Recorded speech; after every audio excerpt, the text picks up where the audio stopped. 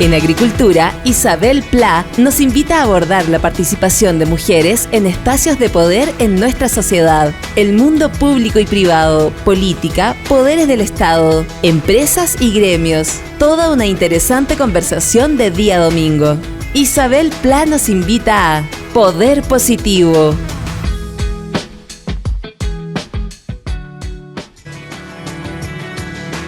¿Cómo están? En Radio Agricultura iniciamos este domingo un nuevo programa de Poder Positivo para conversar desde todos los ángulos sobre el poder. Y en este primer ciclo, cómo están abordándolo especialmente las mujeres en la política, en las empresas, en la cultura, en la academia. Le mando un saludo muy grande a todas nuestras auditoras y auditores que nos están escuchando desde todo Chile, gracias a la extensa red de emisoras de Radio Agricultura de norte a sur y radioagricultura.cl. Recuerden que también pueden vernos en YouTube en el canal Agricultura TV. Y si te gusta participar y comentar y criticar en redes sociales, te cuento que las cuentas de Radio Agricultura en Instagram es @radioagricultura y en Twitter @agriculturafm. Tenemos una invitada bastante top este domingo. Sí, nos costó tenerla porque siempre está full, pero en buena hora logramos coordinar las agendas. ¿Quién es nuestra invitada? Nuestra invitada es médica cirujana, es militante de Renovación Nacional, fue diputada por el antiguo distrito número 17, que integraban las comunas de Renca, Conchalí y Huechuraba. Luego fue intendenta de la región metropolitana y posteriormente se sumó al gabinete del expresidente Sebastián Piñera, primero como ministra secretaria general de gobierno y luego como ministra de Desarrollo Social. Muy bienvenida a Poder Positivo, doctora Carla Rubilar. Hoy, querida Isa, ¿cómo estás? Gusto saludarte. Muy contenta de estar contigo. La verdad es que primero saludar a todos quienes te escuchan, que sé que son muchas y muchos en estos domingos. Estás teniendo un espacio que está agarrando muchísima fuerza. Te felicito, creo que te lo mereces con creces. Para mí de verdad que es bien gratificante estar aquí, poder estar en tu programa de Poder Positivo. Además tiene un nombre tan bonito. Así que muy contenta, gracias por la presentación y bueno, aquí listos para conversar. Carla, creo que es bien importante ahora que ya ha pasado un tiempo, ¿cierto? Ya han pasado varios meses, tu momento más difícil y tu mejor momento en el gobierno que integraste recientemente. Uy, a ver, yo creo que siempre es muy difícil gobernar, Isa, y tú también lo sabes bien. Pero nos tocó especialmente difícil. Y claro, yo en mi mente hay varios momentos difíciles, también varios momentos de alegría, pero si uno tuviera que sumar, restar, probablemente el haber enfrentado en la Intendencia de la región metropolitana el estallido social fue un momento muy, muy difícil. Em, Había que enfrentar algo para lo que no estábamos preparados, porque más allá de si discutimos si lo vimos o no lo vimos venir y todo lo que ¿Cuál es el está origen, detrás, etcétera? exacto, yo creo que nadie con la mano en el corazón imaginó que íbamos a ver imágenes del metro quemándose. Yo creo que nadie. Entonces, haber visto la ola de destrucción y de violencia y polarización que se vio en ese 18 de octubre, haber estado ahí en primera línea Literalmente en primera línea. literalmente, para intentar poner un poquito de bálsamo, digamos, en algo que estaba extremadamente difícil, fue muy complejo. Y todos los meses siguientes, la rabia, el odio, los ataques, las amenazas, no solamente a uno como autoridad que hubo, sino que también a la relación de las familias, En las en las comunidades. comunidades. Todo eso fue muy difícil, muy, muy difícil. Además, no sé cómo lo ves tú, pero hubieron víctimas silenciadas en el sentido de que miles de personas perdieron parte importante de sus vidas, en el Así es. sentido de sus pequeños emprendimientos, su infraestructura en la comuna, en la plaza, lugares que son muy significativos para especialmente para los sectores más populares. A lo mejor si a usted le queman los bancos de la plaza de la esquina, no importa, porque toma el auto y se va 1 kilómetro más allá y va a tener una plaza, un parque, por último, el jardín de su casa. Pero en amplísimos sectores, especialmente en la región metropolitana, que a uno le pateen, le afeen la plaza, le rayen los muros, significa un impacto enorme en tu calidad de vida. Y además que no fue transitorio. Si uno ve ya 2 años después, siguen existiendo muchos lugares que todavía no han podido superar esa crisis. ¿Ah? Y no hablo solamente de la Plaza Italia, Baquedano, o como le quieran llamar, digamos, sino que hablo de muchos espacios como comentas tú. ¿Ah? Si nos vamos a muchos barrios, en muchos lugares, quedan las huellas, quedan las cicatrices ahí de impacto súper fuerte sobre Y vamos a tener familias que, ojalá vulnerables. alguna vez, empezar con mucha fuerza la reconstrucción de esos barrios. ¿Y tu mejor momento o tus mejores momentos? Tus momentos de Uy, más alegría. a ver, a mí me gustó mucho ser intendenta de la región metropolitana y tengo miles, miles de momentos maravillosos. Probablemente haber tenido la oportunidad de, mira lo que te voy a decir, de ser intendenta y haber estado en las fiestas patrias como intendenta son de los recuerdos más lindos que tengo. Recorrí la región metropolitana eh, en esa fiesta, conociendo a su gente, sus tradiciones. Bonito. Hermoso, lo tengo así como en el corazón.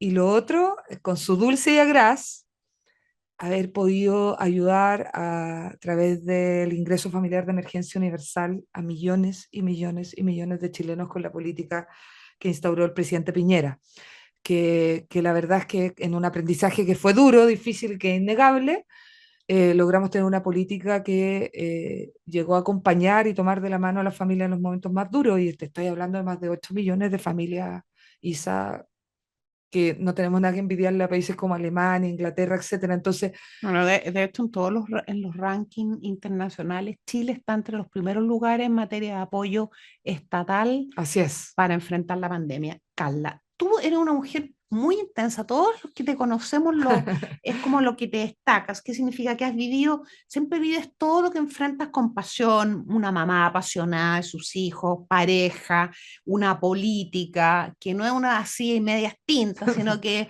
marcando pauta para bien o para mal, médico o médica, deportista también. ¿Qué hay en tu historia de vida que te ha marcado? Que te ha marcado. Mira, este programa lo escuchan muchas mujeres Yo sé, yo sé. y muchas de ellas están en carrera en sus profesiones, en sus emprendimientos, y tu experiencia es muy importante.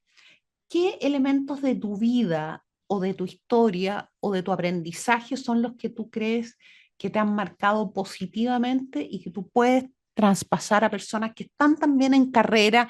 En carrera significa que quieren alcanzar logros, cumplir propósitos públicos, privados, y frente a lo cual se necesitan ciertas fortalezas aprendidas. Siempre obviamente la experiencia de uno no necesariamente le calza a otros, ¿no? Y por eso probablemente lo que uno le va a contar tiene que ver con eso, ¿no es cierto? Con esa vida que le ha tocado vivir. Yo lo primero creo que para mí han sido muy vitales mis padres, en lo que me enseñaron. Ya yo creo que quizás si nos están escuchando mujeres más jóvenes, incluso adolescentes, eh, aprovechar mucho a los papás. Yo, yo fui como adolescente media rebelde, Isa. Entonces, discutía harto con mi mamá y le pataleaba harto. Que también es médico, papá y mamá Papá y médico. mamá médico, mamá política. Y la verdad es que yo les pataleaba harto, Isa. Y uno cuando mira para atrás, ya uno tiene hijos, está más viejo, ha pasado por otras cosas, se da cuenta que uno debió haber escuchado más a sus padres. Entonces, lo primero que te voy a decir es que, claro, la mamá y el papá uno lo marcan mucho, le enseñan mucho. El servicio público para mí nace de ellos dos. Mi papá en un hospital público, mi madre que ingresa a la política. Para las que no saben, la mamá de Carla Rubilar es Vicky Barahona, alcaldesa por varios periodos de la comuna De de Renca. Renca. Sí, y claro, y de ello finalmente uno aprende que el servicio público sí es un camino de cambiarle la calidad de vida a las personas. O sea, uno, más allá de esa caricatura que se puede hacer, por ejemplo, en el caso de los políticos, ¿no? Y yo lo aprendí y lo vi con mi mamá a piel, a flor de piel. El, tratar de ser lo más cercano posible a las personas, Isa, de tratar de empatizar, de ponerse en ese lugar, en esos zapatos, en el pellejo, como les queramos decir de las otras personas, también lo aprendí mucho de ello. Y así fui caminando y aprendiendo de porrazos, y aprendí, y esto también lo quiero transmitir, que a veces uno tiene como que no necesariamente, a ver, ¿cómo lo voy a decir para que se pueda entender mejor? Uno cuando es joven es muy impulsivo. Yo no creo que basta con echarle para adelante nomás. Y a veces pasa a llevar un montón de Un personas. poquito de espacio de reflexión antes de. Eso es, Isa. Y eso me ha costado mucho en la vida. No ha sido fácil para mí. Por eso aprovecho de transmitirlo a través de tu programa que escuchan tantas mujeres y hombres. Eh, la Carla Rubilar de hace 15, 20 años no es la misma Carla Rubilar de ahora. Probablemente me muerdo más la lengua en varias oportunidades. Y no tiene que ver con que uno no quiera expresar lo que piensa, sino que uno puede dejar muchos heridos en el camino. Entonces, Sin mover, sin avanzar un paso al objetivo, además. así es. Por Entonces, las puras, por las digamos, puras. ¿no? Entonces, eso yo también creo que es parte del aprendizaje, en lo que tú me comentabas, que más has aprendido y que a mí me gustaría transmitir. Creo que eso también ha ayudado a lo largo de la vida. Y lo otro que es súper importante aprenderlo y que uno nunca lo va a dejar de aprender, es que uno debe jugar en equipo. Y eso es súper difícil en política, probablemente en otras áreas también, pero como desde lo que yo me expreso, eh, nos cuesta a las mujeres abrirle espacio a otras mujeres, Isa. Por eso me gusta tanto tu programa, digamos, por eso lo valoro tanto, porque, porque no sé si nos hemos dado cuenta de que las mujeres probablemente somos como las peores críticas de otras mujeres. Yo siempre he dicho que si nosotros fuéramos un poquito más generosas, muchas veces, esto ha ido cambiando en el paso del tiempo, pero fuéramos mucho más generosas, seríamos imparables. Y, y yo creo que ahí también hay un aprendizaje que yo he tenido a lo largo de mi vida y por lo menos lo intento hacer todos los días. Y lo otro que no voy a mentir, yo no soy Supergirl y no hago bien esta pega tan intensa de la política, que ahora la tengo un poquito menos, llego a tomar once con mis hijos, que ha sido una cosa maravillosa, Isa, ¿qué quieres que te diga? No he logrado congeniarlo tan bien como me gustaría. Entonces, decirle que uno puede ser súper mamá, a la vez súper pareja y a la No, vez súper... eso no se puede. No se puede, Isa, y creo que es importante Tú eres decirlo. mamá de 4 niños. Cuatro. Y hay cosas que me he perdido, y hay cosas que tengo sentimiento de culpa. Algunos me dicen, no tienes que tenerlo, etcétera, es la mejor mamá que puede ser. Sin duda, pero también es bueno transmitirle a quienes nos escuchan que uno no puede ser perfecto, entonces también es normal no serlo y no lograr todo lo objetivo en la totalidad que a uno le gustaría. Estamos en Poder Positivo en Radio Agricultura conversando con Carla Rubilar. Carla, vamos, digamos, ya entrando de lleno en tu tema, que es mi tema también. ¿Cómo estás viendo el momento social y político de Chile al hueso? La verdad es que estoy bien preocupada. No voy a mentir. Yo soy una mujer optimista por excelencia, ¿ya? Probablemente eso nos ayudó mucho a enfrentar las vicisitudes del gobierno pasado en momentos difíciles, pero estoy bien preocupada porque estoy viendo un nivel de polarización, un nivel de rabia que no debió haber sido nunca, pues, Isa, porque se supone que este proceso que íbamos a vivir constituyente, que me Era para imagino, aplacar la rabia. total, o sea, quienes estuvimos ahí, quienes impulsamos efectivamente el acuerdo por la paz, mira el nombre, paz, justicia social y nueva constitución, lo que dijimos fue, vamos a encontrar esta salida institucional a un quiebre importantísimo de la cohesión social, algo que nos está realmente haciendo mal, una herida muy grande, y este camino nos va a permitir ir sanándola, no de un día para otro, pero vamos a ir mejorando. Y eso parecía ser así un 25 de octubre del 2020, más allá de lo que haya votado cada cual, porque un 80% dice nueva constitución.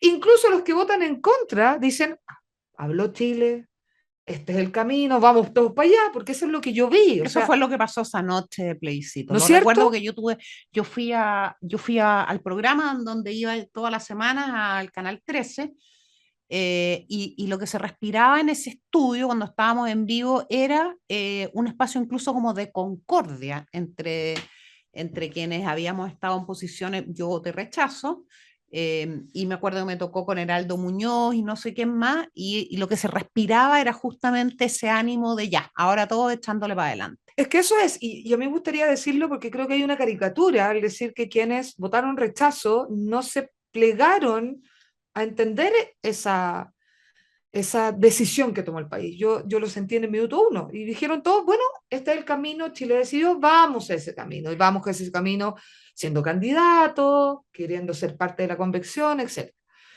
¿Y qué pasó? Que parte con un 80%, es decir, qué mejor piso posible para iniciar un proceso de sanar las heridas, de curar a Chile, etcétera. Y ahora mira cómo estamos, que más allá de los resultados más, encuestas menos, estamos viendo un porcentaje muy polarizado de mucho decir, ¿qué pasó? ¿Por qué un proceso que partió tan bien termina ahora a Mira, la pero batalla del combo, digamos? vamos a entrar en el tema del plebiscito, pero me gustaría detenerme en lo que tú estás planteando respecto de la rabia. ¿No sientes tú, no percibes tú que hay un sector político, especialmente un sector de la izquierda, no toda la izquierda, un sector de la izquierda, y tengo que decirlo también, un muy pequeño sector de la derecha, a la que le sirve la rabia? Sí. A la que le sirve estar permanentemente poniendo en duda las instituciones, planteando que las personas enfrentan dificultades por culpa de, o sea, apretando los botones que son los que mantienen la rabia viva. ¿No sientes tú que es eso? Lo siento total y no lo podría haber dicho mejor, Isa, porque a rato siento una instrumentalización del sufrimiento, porque hay rabia, hay sensación de desigualdad, que es lo que comentábamos anteriormente, que podríamos analizar en otro programa probablemente latamente, qué pasó con el 18 de octubre. Pero siento que en vez de decir, bueno, ¿qué hacemos todos para que esto no siga pasando y todos nos sintamos incluidos y este Chile sea un Chile mucho mejor, donde nadie sienta que se quedó atrás? Siento que algunos intentan que ojalá mucha gente se siga sintiendo que se queda atrás, porque eso es útil para Electoralmente, electoralmente. digámoslo. Y tú lo dices muy bien, sectores de la izquierda y también sectores nuestros más extremos. Eh, y, y bueno, yo de una otra vez vuelvo al optimismo y lo vamos a hablar probablemente en el plebiscito, pero veo un quiebre de lo que es habitual en respuesta a esa rabia. Para no permitirle ganar esa rabia, lo que está pasando es que nos estamos uniendo muchas personas que probablemente pensamos diferentes políticamente, pero que entendemos que ese camino de la rabia no puede seguir. Y eso está siendo muy hermoso en este proceso. ¿Pensaste tú alguna vez, habiendo sido diputada, habiendo formado parte del Congreso por 12 años, y digo eso porque el Congreso es el lugar máximo de convivencia política, ¿pensaste alguna vez que se iban a cruzar las fronteras como estamos viendo se cruzan hoy día, que son fronteras históricas que quedaron establecidas el año 1973, para decirlo, y después se reforzaron en el plebiscito del 88? Eh, Quizás este sea el verdadero fin de la transición, ¿o no? Hoy, me encanta, con la Isa pensamos muy parecido.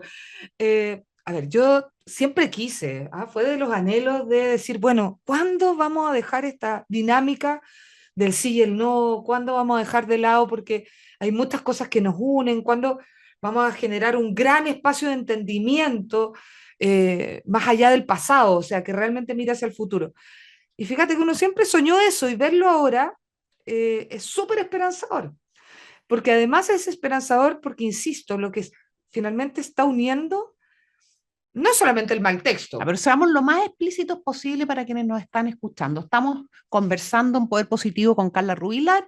Lo que Carla está planteando es algo muy importante. Este gran espacio que se ha ido generando en torno al rechazo desde la centroizquierda, el centro político, que en Chile es muy chiquitito, y la centro derecha e incluso la derecha, ¿verdad? Encontrándose por primera vez en 50, en 60 años, sectores políticos muy muy antagonistas permanentemente en torno no ni a los valores de la derecha ni a los valores de la izquierda, sino que a valores que son más universales como la democracia, la estabilidad, el respeto, etc.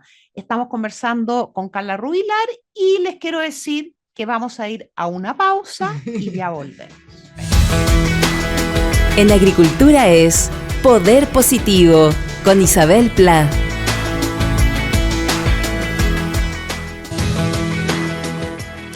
Volvemos a Poder Positivo en Radio Agricultura. Estamos conversando con la doctora Carla Rubilar. Se nos olvida a veces que mi amiga es médico. Y estamos hablando del momento político, de cómo se ha ido generando como una mayoría social con sectores muy antagonistas, sectores políticos que han sido antagonistas durante, no sé, 60 años, encontrándose en torno al futuro de Chile. ¿Qué crees tú? Primero, ¿cómo estás viendo las campañas del plebiscito? Apruebo, rechazo, en general. Después vamos a hablar del gobierno y su participación en la campaña. ¿Cómo estás viendo esa campaña?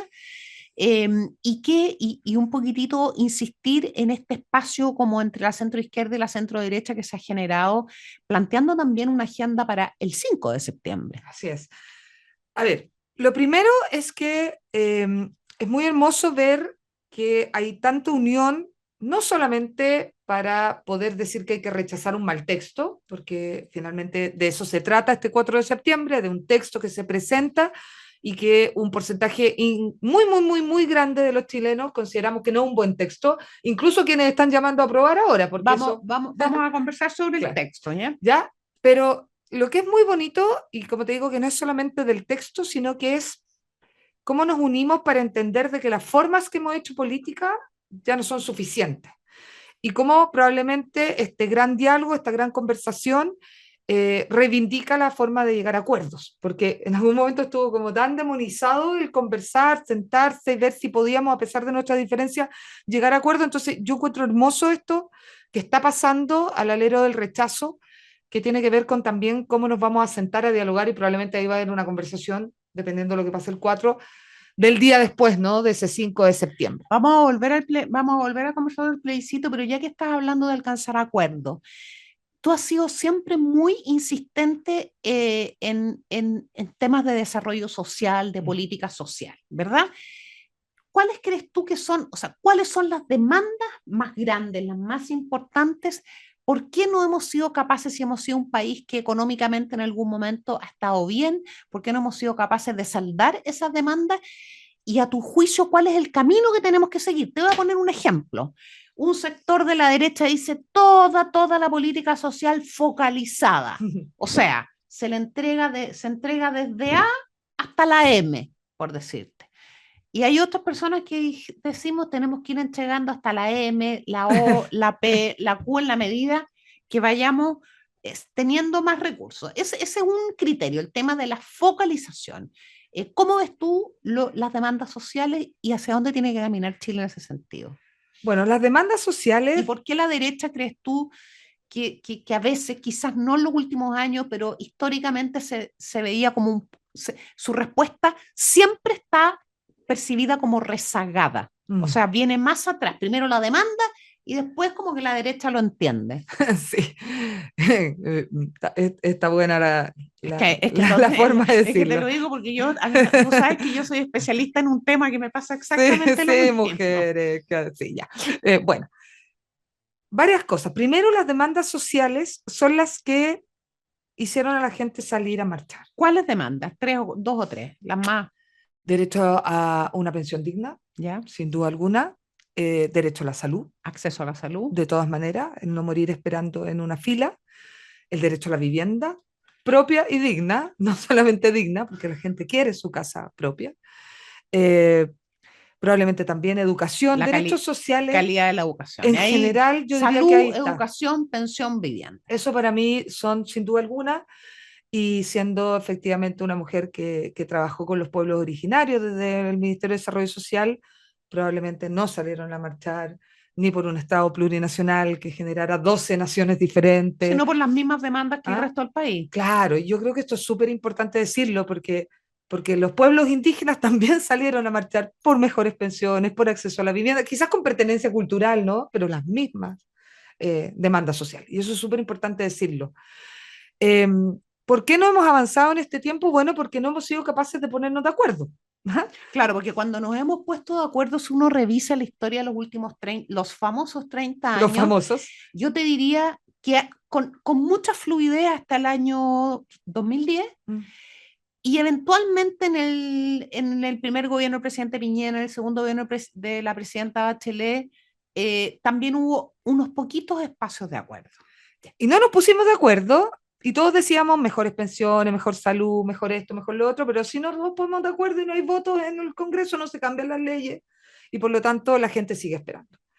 Pero yo creo, al igual como conversábamos anteriormente en ese consenso, ¿no?, del 25 de octubre en plebiscito, yo creo que ya hay un gran consenso al respecto de que hay que entregar un piso mínimo de dignidad.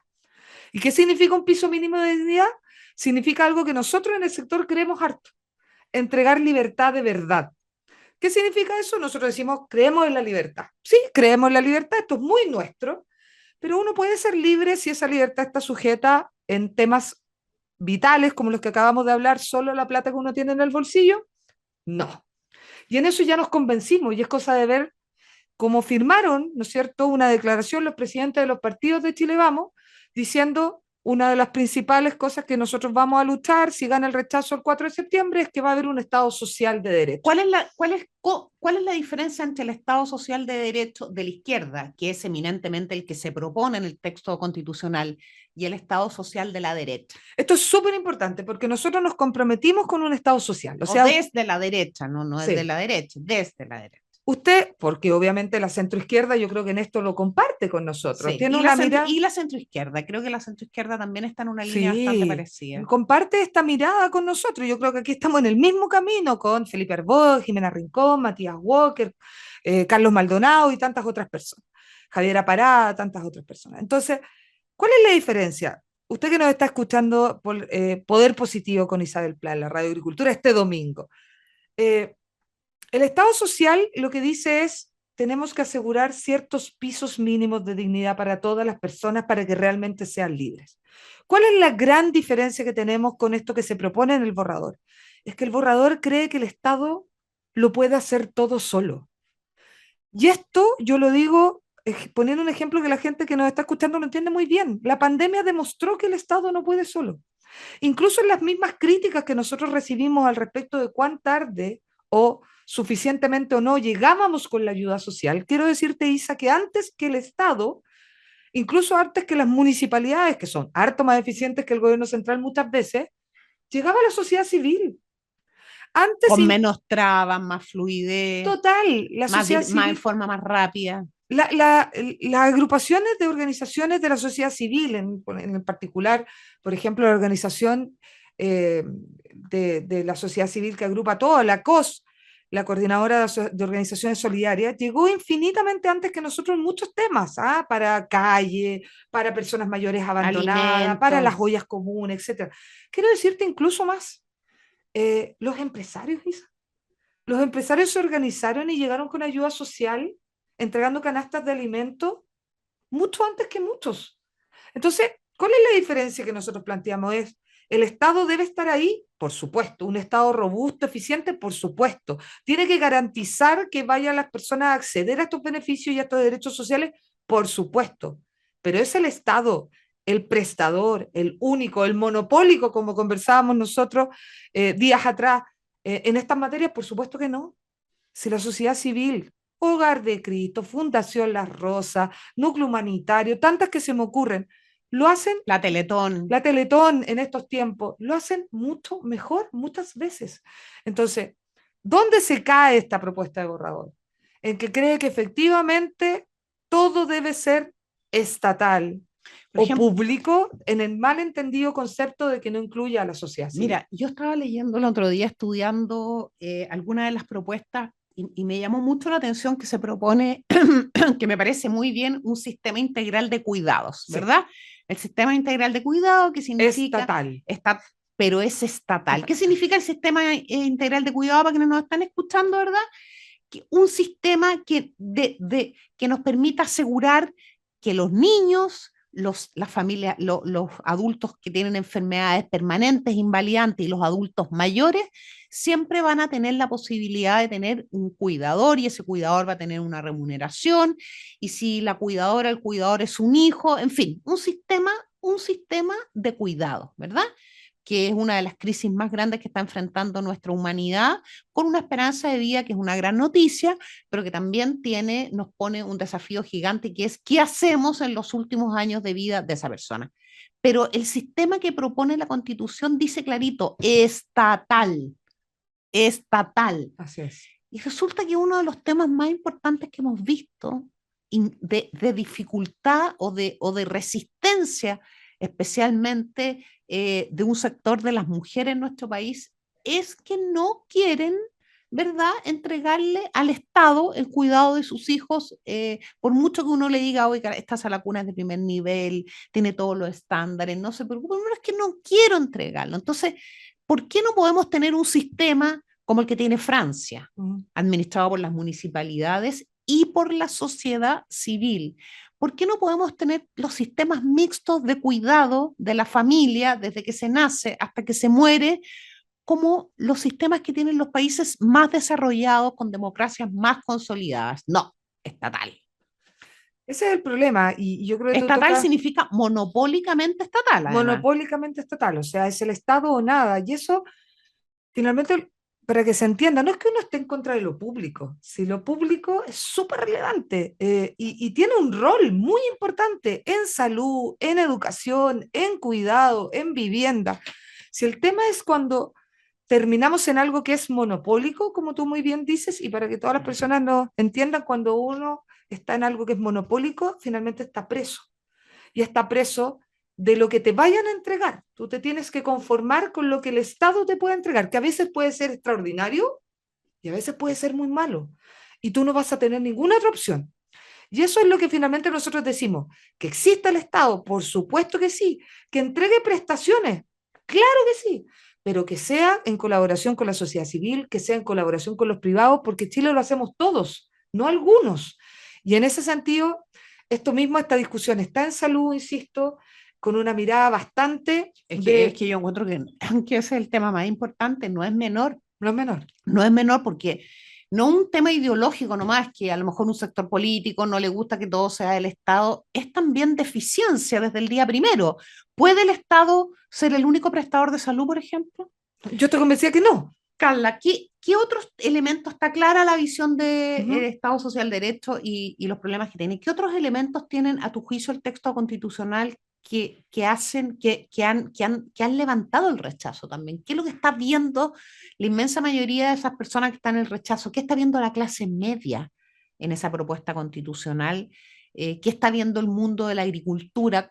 ¿Cuáles son a tu juicio los 2, 3 elementos que son los que empezaron, ¿verdad?, a ponerle fichas al rechazo y que son los que se han extendido en esa mayoría que están marcando al menos las encuestas? Quiero dejar claro que si es mayoría o minoría lo vamos a saber el día 4, espero yo que alrededor de las 7:30 de la tarde. Bueno, yo espero que todos sigan trabajando hasta el último día, porque yo también creo que esta no es una elección que esté ganada para el rechazo. Yo creo que hay que salir a convencer, salir a la calle. Está muy ajustado. Está muy ajustado, y todos los que nos estén escuchando y que quieran que gane el rechazo, bueno, contribuyan no solamente, y lo digo con mucho respeto, detrás de un Twitter o de un WhatsApp. Hay mucha gente que convencer, familiares, amigos, y si tiene más entusiasmo salga a la calle. Por eso lo que tú le vas a decir ahora van a ser elementos importantes para esas personas. Sí, yo creo que esta constitución, esta propuesta de constitución, primero divide y no une. Y se suponía que íbamos buscando la unidad, ¿no? Estábamos desunidos, había un quiebre y queríamos que este proceso nos permitiera unir. Divide muchísimo y divide, mira, nos quiere dividir primero en 12 naciones. Yo le pregunto a la gente que nos está escuchando si de verdad cree que hay 12 naciones en este país. La gente cree que hay 12 pueblos, o sea, que hay 11 pueblos, ¿no?, indígenas, cree que somos mestizos, y cree que hay que reconocer, obviamente, la cosmovisión, la cultura, etc. Ese es el efecto de la plurinacionalidad, que no es lo mismo que la multiculturalidad. O la interculturalidad. El hecho de definirnos como un Estado plurinacional nos convierte dejamos de ser nación y pasamos a ser un conjunto de naciones. Así es. Y yo creo que la gente que nos está escuchando dice, tenemos pueblos indígenas, diversidad de pueblos indígenas, culturas, idiomas, etcétera, que hay que rescatar, pero no somos 12 naciones, somos una gran nación chilena que tiene varios pueblos y es cosa de preguntarle a la gente del norte si cree que hay una gran nación changa o una gran nación quechua, sino que cree que nos interrelacionamos en los mismos territorios. Somos una nación, pero con elementos culturales muy... Muy. Eso yo creo que la gente probablemente rechaza porque sabe que no es así. ¿Ah? Es el puro sentido común. Otra de las cosas que la gente yo creo que está rechazando es que este sueño de derechos sociales que conversábamos anteriormente tienen lo que se llama una suerte de letra chica, digamos. El diablo está en los detalles, digo yo. El titular muy bonito y hacia abajo, lamentablemente no es lo que la gente quiere. La gente quiere mejor salud, pero quiere poder elegir dónde atenderse, con quién atenderse. Y aquí, ojo, no hablo de la gran clínica alemana, que le aseguro que no le va a pasar nada, cambie el sistema que sea, porque siempre va a haber unos pocos con billete en el bolsillo para ir a atenderse a la clínica alemana y tener un seguro privado de altísimo nivel. Estoy hablando de esa gran clase media que quiere atenderse en esos centros pequeños, prestadores privados que están en las diferentes comunas. Cientos de centros médicos en regiones, todo el mundo sabe. Su propio médico que tienen una consulta ahí en la esquinita de por allá. Entonces, no quiere que le quiten esa libertad de elección, quiere poder tenerla. El que compra el bonito de FONASA, ¿no? Que son más de 6 millones de personas, dicho sea de paso. O las personas que dicen, yo quiero poder tener una oferta para elegir el colegio de mis hijos. No quiero que me impongan una sola forma de educación, quiero yo tener el derecho como madre, como padre de elegir ese lugar, ese establecimiento, que estén las condiciones para que se abran, porque no basta con decir, no se preocupe, va a haber libertad para que usted elija si en realidad no le permitimos a los diferentes proyectos educativos abrir diferentes colegios. O esa persona que anhela efectivamente tener su vivienda propia y no solamente digna, y que las políticas públicas tiendan a que yo tenga una vivienda propia y no solamente que tenga un techo como existen en otros países. Lo mismo los ahorros previsionales, una pensión digna, que duda cabe, pero ojalá yo le pueda heredar ese esfuerzo del trabajo de mis cotizaciones a mis hijos cuando yo fallezca. En la propuesta que la hemos leído entre las dos y con otras personas varias veces, en la propuesta está clarito que está garantizada la vivienda y está garantizada la tenencia, no la propiedad. Estamos hablando de la vivienda a la que se accede por subsidio de la vivienda por social, no de la vivienda que se compran las personas con su crédito hipotecario, o que se hereda de la mamá, del papá. No, estamos hablando del acceso cuando hablamos de acceso a vivienda, hablamos del acceso a la vivienda social a través de subsidios. Así es. Que siempre, históricamente, y eso es parte, también tiene que ver con el surgimiento y el fortalecimiento de la clase media en Chile, hemos sido un país que sueña con la vivienda propia. Cuando se dice vivienda propia, se dice eminentemente vivienda social. Bueno, eso en la Constitución no está garantizado, está garantizada la tenencia. Y a mí personalmente creo que cuando se pone ya que está garantizada la tenencia, ¿verdad? Hay un paso para saber que detrás de la persona que puso la palabra tenencia estaba clarito la no propiedad. El diablo está en los detalles. Porque hay gente que dice, pero ¿por qué tiene que estar garantizada la Constitución? Ok, la vivienda entonces que no esté garantizada, pero cuando está garantizada la vivienda social, pero amarrada a la tenencia y no al dominio, a la posesión, está bien, que no esté la vivienda social, pero sucede que está. Y si está, tiene que estar, ¿verdad?, con lo más esencial para las personas que participan de esas políticas, que es, ¿verdad?, la posibilidad de tener el dominio, es mía. Yo, si quiero, después del plazo que me establece el servio, la arriendo, la vendo y cuando me muera se la voy a dejar a mis herederos. Estamos en Radio Agricultura, en Poder Positivo, conversando con Carla Rubilar. Vamos a una pausa y volvemos inmediatamente. En Agricultura es Poder Positivo, con Isabel Pla. Volvemos, estamos conversando con Carla Rubilar en Poder Positivo. Carla Rubilar, en tu paréntesis, se nos había olvidado decir, es conductora de un programa que se escucha muchísimo en Radio Agricultura todos los días de 4 a 5. De 4 a 5 de la tarde, Mujer de Palabra. En verdad que es un programa que la está rompiendo. Lindo. Oye, Carla, vamos a conversar tú partimos este programa y tú dijiste que era muy difícil gobernar, ¿verdad? Sí, muy Bueno, difícil. algo que las dos sabemos, Sabemos bien, Isa, señor. sabemos bien, es difícil, es muy difícil, es bonito después, en todo caso, cuando uno lo mira y se ven Sí, las huellas, pero tiene mucha, es muy, a ver, la política tiene un momentito, algunas horas de alegría al triunfo, que es el triunfo la noche de una elección presidencial. Desde el día sí. siguiente son en general casi puros problemas y casi puras situaciones de mucha complejidad. ¿Cómo estás viendo el gobierno del presidente Gabriel Boric, que ya lleva 5, vamos para los 6 meses ya? Uy, Casi. sí. Ese es un muy buen punto, Isa, porque ya llevan ya varios meses. Entonces, porque yo lo que he sentido es que, y está bien, uno de los primeros meses tiene que decir que es un gobierno que se está ajustando, que se está instalando, está perfecto, pero ya llevan varios meses y yo veo un gobierno que está, ¿cómo podría decirlo para que respetuosamente? Está como paralizado y dejando de gobernar.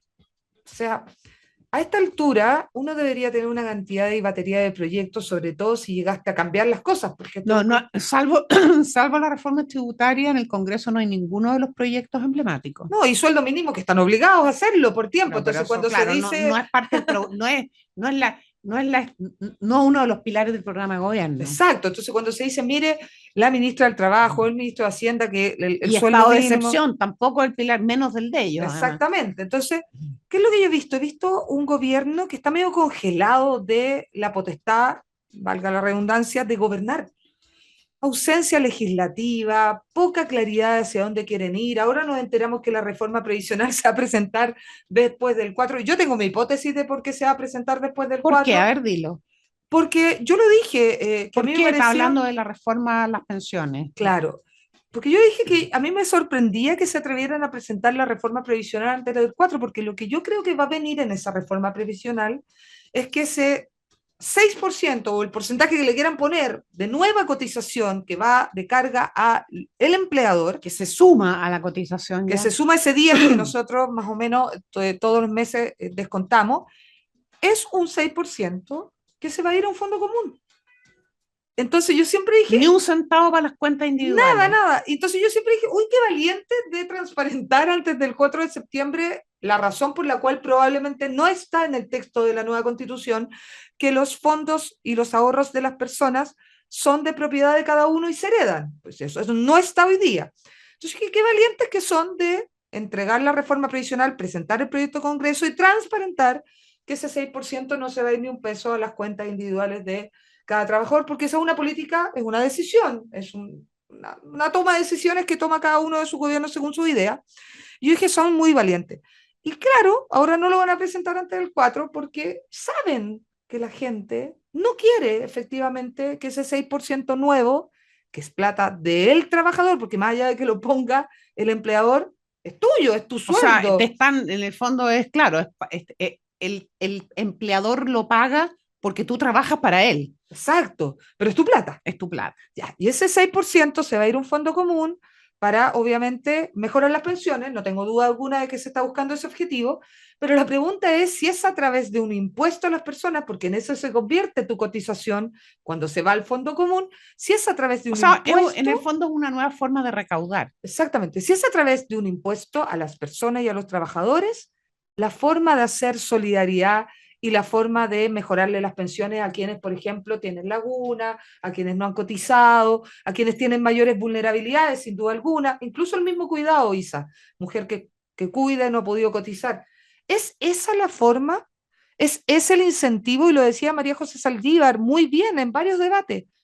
Ese es el camino para que realmente las personas digan el empleo formal con cotización es realmente la manera en que tenemos que nosotros finalmente recibir nuestro sueldo. Probablemente no.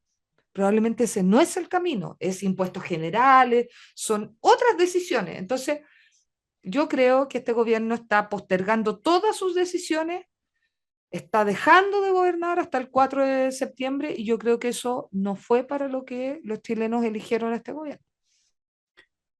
Quedan, ¿cuánto quedan? 2 semanas, Justo. 2 semanas para la elección. ¿Qué crees tú? ¿Cómo ves tú? Porque tú has estado súper involucrada en la campaña, por eso te lo pregunto. ¿Qué crees tú que probablemente hagan las fuerzas del apruebo? ¿Ya? ¿Y qué crees tú que deberían hacer las fuerzas, todas, la multiplicidad de campañas que están trabajando por el rechazo? Y después, ¿qué crees tú que va a hacer el apruebo para remontar? ¿Cómo lo ves tú en ese sentido? Aunque no sea tu deseo, por supuesto. Y después tenemos que conversar del día después, del día siguiente. A ver, yo creo que la prueba para remontar está diciendo algo que no es verdad. Y creo que es súper importante decirlo. La franja de la prueba es una franja que promete derechos sociales instantáneos. Es cosa de mirarla. Y yo realmente a mí me preocupa muchísimo eso. ¿Sabes por qué, Isa? Porque ya venimos de fuertes desilusiones y este quiebre social que tiene que ver con la desconfianza y él finalmente no haber sentido que las promesas se hayan cumplido. Entonces, generar una expectativa como la que está generando la franja de la prueba, de que al día siguiente una persona que tenía 2 trabajos va a poder dejar de trabajar en uno, porque va a aumentar su sueldo, sus condiciones automáticamente. O decir que al día siguiente de que gane la prueba voy a salir de la lista de espera. Hay una imagen de una mujer con un número que a mí personalmente me impacta mucho. O que al día siguiente las cuidadoras, los cuidadores van a ser reconocidos y quizás incluso van a soñar mucho a tener un sueldo, una remuneración que me parece muy justo y tenemos que avanzar como política pública eso. Eh, Me parece súper, súper difícil y difícil de finalmente después no darse cuenta de lo que va a generar cuando eso no pase. Es irresponsable hacer una campaña en base con esa narrativa, ¿no? Es muy, muy irresponsable y doloroso cuando finalmente no se cumpla. Pero es que es irresponsable no solo con las personas, con el fondo es un poquito, lo veo yo de esa manera, jugar con los sueños de la gente, sino que también es irresponsable desde el punto de vista de la estabilidad política, ¿verdad? O sea, en el sentido no al día siguiente del plebiscito, pero sí, si se le ha prometido inmediatez de alguna manera a la gente, ¿verdad? Porque yo también siento que es eso. Y de aquí a 6 meses esas cosas no ocurren. Imagínate, Poisa, lo que va a sentir la gente, la rabia que va a volver a acumular. Entonces, cuando yo voy a debates de derechos sociales, a mí todos me dicen, no, pero es que nunca hemos dicho que va a ser inmediato. Una reforma de salud como la que se está planteando, de poder pasar hacia un sistema nacional de salud Estatal también. público, muy estatal en muchas cosas, sabes que así todo se demora en promedio en los países que lo han hecho 15 años. Brasil lo tiene del 93 En y implementarlo, dejarlo, digamos, en línea. Brasil lo tiene del 92 y del 93 puesto. Y ahora hay más gente que se atiende en lo privado, ya sea seguro o camas privadas, que lo que había en el 92 y más que en Chile. Entonces, ojo ahí, yo de verdad estoy, bueno, creo que esa es la tecla que están tocando y hay que tener mucho cuidado con esa tecla que están tocando. El rechazo tiene que prometer que es un rechazo con esperanza, que el día 4 de septiembre si gana, no se acaban los sueños de la gente de avanzar a un país más justo y un país más equitativo, donde hayan derechos sociales que sí se puedan cumplir y donde prioricemos los sueños de la gente antes que toda una gran batería, porque por Dios que tenemos derechos sociales. Una nueva en esta constitución, constitución. pero no la que se está proponiendo. ¿Y Exactamente. cómo crees tú crees que el compromiso que ha hecho Chile Vamos, que lo ha reiterado en varias oportunidades, es suficiente o crees que hay que recalcar un poco más de aquí hasta el 4 de septiembre de que sea un compromiso del cual no se va a mover el sector político, que se va a cumplir y sobre todo que que no se va a impulsar el cambio, que no se van a impulsar la nueva constitución como desde la centro derecha, sino que junto con la centro izquierda que también participó en el rechazo. Tiene como incluso a lo mejor la posibilidad de ser una constitución infinitamente más representativa que la que se está proponiendo, ¿no? Mira, Isa, yo la verdad creo que, y les agradezco profundamente los compromisos al sector que han hecho. O sea, yo les creo. Noto una nueva generación, noto ganas, noto entender lo que ¿Notas pasó. una diferencia respecto de las posiciones que se veían hace 10, Sí, 15 años? sí, total. Que eso es bien Y importante. uno que estuvo ahí puede decirlo. ¿Ah? Uno que probablemente a veces fue minoría en muchas de estas discusiones, yo noto una convicción fuerte de mayoría del sector, yo lo noto. Ahora, hay que reforzarlo de todas maneras. Hay que decir de que esto no va a ser una mirada solo de la centro derecha, sino que con la centro izquierda de todas maneras. Y creo que es súper importante transmitir lo que tú dices, Isa, en el sentido de va a ser una nueva fuerza la que va a lograr que ese 80% que votó apruebo en el plebiscito de entrada sienta que esta también es su constitución, que no está pasando. Y mira, hay más de 100 plebiscitos de salida en los últimos años, lo decía el profesor Sebastián Soto. La gran mayoría... ¿En el mundo? En el mundo. Y la gran mayoría tuvo sobre el 80% de aprobación en esos plebiscitos de salida, salvo excepciones como el plebiscito de Colombia por la paz o el Brexit. Pero plebiscitos de salida en general, la gran mayoría se aprueban con más del 80%, 100. ¿Qué está pasando en Chile? Que estamos aquí peleando combo a combo cuando debimos haber tenido una aprobación como es la experiencia mundial. Yo espero que el 4 de septiembre, con el rechazo, podamos iniciar ese camino. Y el próximo plebiscito de salida de esa nueva constitución, ya sea como sea que se haga, tenga un respaldo, que no deje lugar a dudas. Ese es mi sueño. Estábamos conversando y lo dejamos medio trunco. Vamos, nos quedan chuta, nos están ya. Nos están haciendo, vamos. Carla, ya. Entonces no hay más preguntas, pero sí quiero darte la posibilidad de que te despidas, y tú has hablado en varias oportunidades en el programa, has usado la palabra esperanza. ¿Dónde tiene que poner la esperanza las personas que nos están escuchando y que están viviendo igual que tú, que yo y que millones de chilenos, un poquitito esa percepción de que caminamos como pisamos huevos, no sabemos qué pasa mañana, y esto nos está pasando desde hace ya varios años? ¿Dónde ponen la esperanza las personas que nos están escuchando? Mira, todos quienes nos escuchan en tu programa Poder Positivo, y aprovechando también que el viernes fueron los 100 años de la radiodifusión de nuestro país, la radio es muy escuchada, acompaña muchísimo. Isa, a quienes nos escuchan, este 4 de septiembre hay que rechazar con esperanza. ¿Pero esperanza de qué? Esperanza de que tengamos efectivamente el día de mañana una nueva constitución que nos una, no que nos divida. Se tomó un camino de división, se tomó un camino de separación, de buenos, de malos, de mujeres, de hombres, de indígenas, no indígenas, y de tantas otras nomenclaturas que se pusieron en este proyecto. Rechace con esperanza para un gran Chile. Yo sé que a todos los que nos ponemos la mano en el corazón cuando escuchamos el himno nacional, cuando son nuestras fiestas patrias, cuando tenemos un triunfo deportivo, cuando nos enorgullecemos de algo que nos representa en el extranjero, es porque nos sentimos chilenos de corazón. Vote este 4 de septiembre para una constitución de chilenos de corazón. Carla, muchas gracias por haber estado con nosotras. Muy, muy interesante y entretenida la conversación contigo, tu experiencia, tu vida, lo que estás viviendo hoy día.